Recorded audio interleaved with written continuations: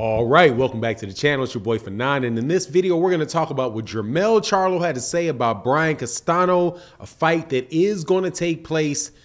Absolutely rips Brian Castano and the WBC. Let's talk about that in this video.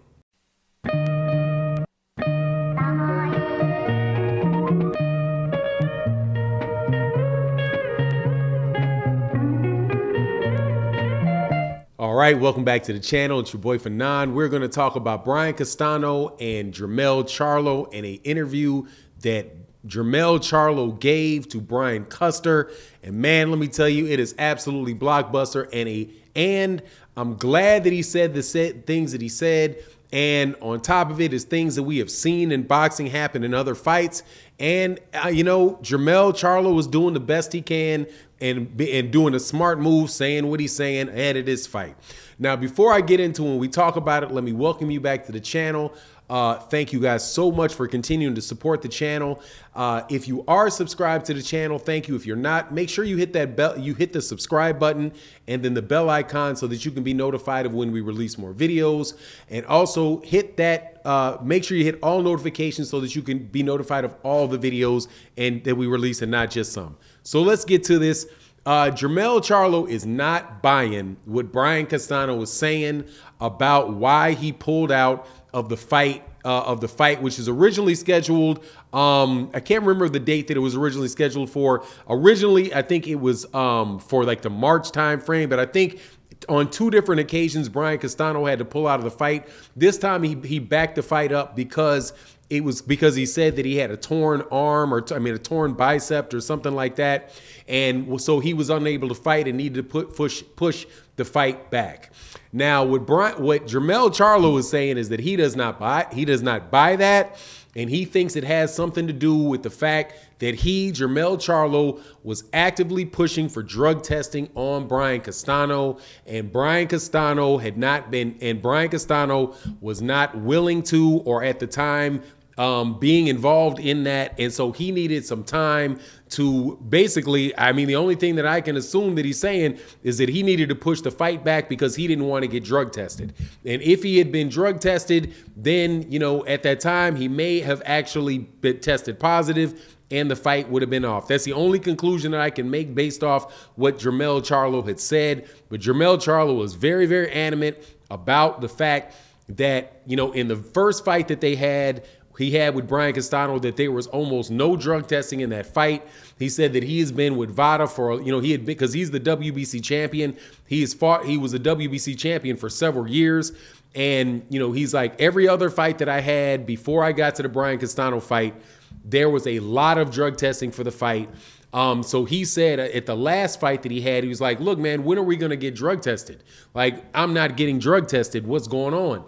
And he was told that he had to request the drug testing for those guys to test him. And he was like, and his response was, why do I have to request you drug testing me? If it's a WBC fight and it's a clean boxing program, that should be automatic. It's a championship fight, right?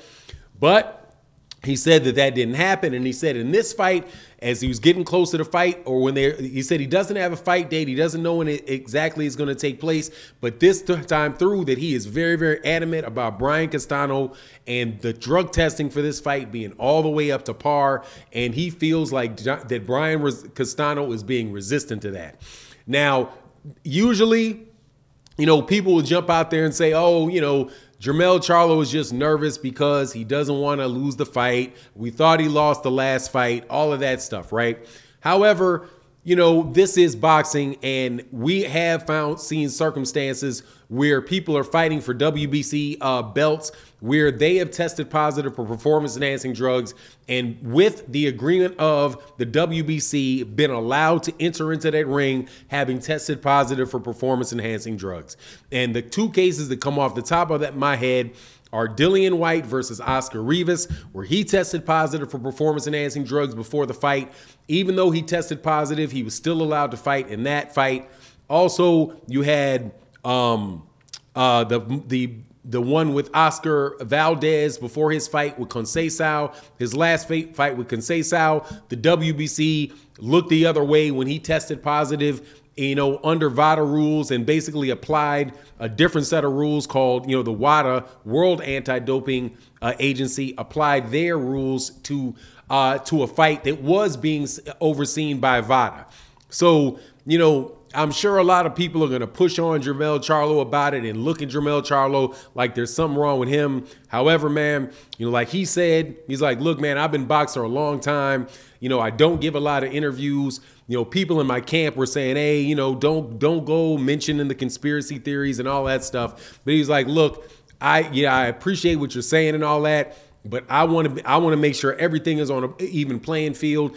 And he's highly suspicious of Brian Castano and performance enhancing drugs. And in this environment of boxing, it is what it is, man. If people are not asking, if it was unreasonable to suspect people of using performance enhancing drugs, there would not be VADA testing. There would not be WADA testing, people WADA testing people. There would not be USADA, and there would not be people who are caught on a consistent basis using performance enhancing drugs.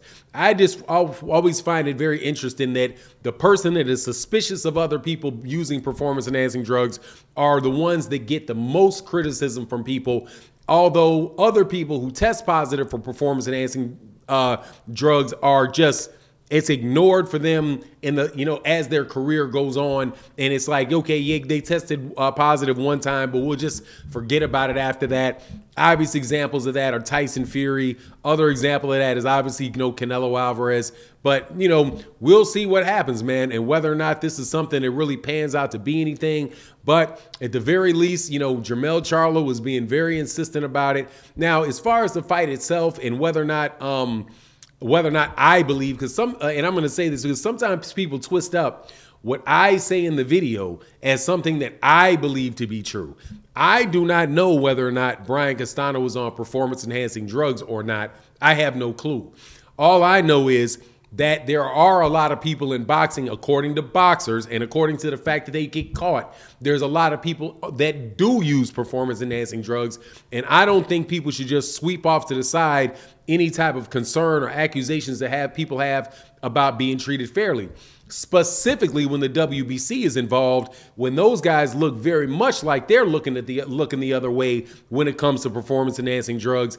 And it's going to be what it is. It's going to be what it is. But as far as what he feels going forward, he said Jermell Charlo talked to Al Heyman, and he said that Al Heyman told him that all of the drug testing, and there will be heavy drug testing for the fight, that he doesn't have to worry about it. So now Jermell Charlo feels more at ease about it after having gotten that promise. But he was definitely ripping on Brian Castano, saying he didn't believe that injury. He believes it was the fact that he was pushing for the drug testing that had him push that fight back and maybe give him a little bit more time to clean his system out so that he doesn't pop dirty. But anyway, it is what it is. You let me know what you think in the comment section. And with that, I'm out. Peace.